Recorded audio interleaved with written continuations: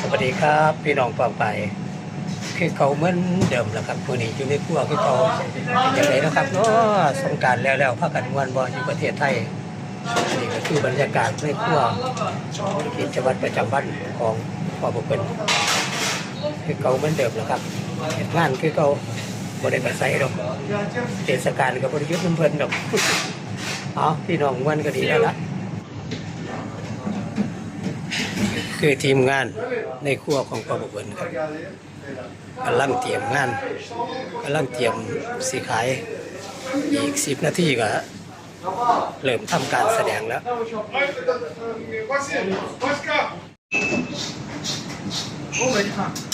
เชฟแจ็ค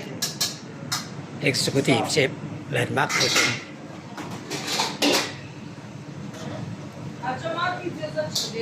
Yes. Goodbye, my love. Goodbye.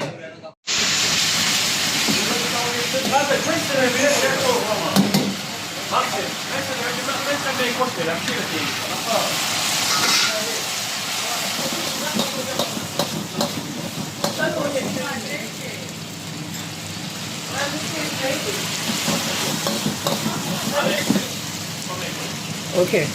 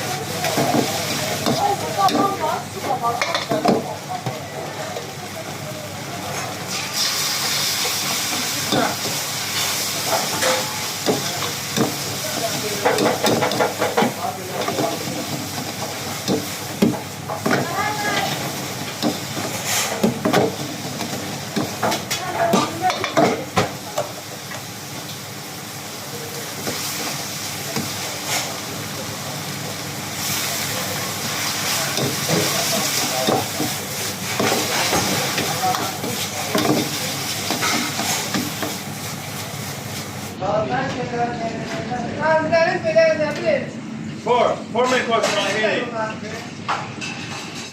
I know they touch my. I sent it to them. เลิกงานแล้วก็สิได้ย่างกลับบ้านแล้วบัดนี้พี่น้องตอนนี้ก็ประมาณ 4:00 นอยู่โรงแรม KDB Marriott อยู่ด้านหลังพวกนี้โอกาสหน้าฟ้าใหม่พอกันไหมพี่น้องสำบายดีเบิดทุกคนเด้อ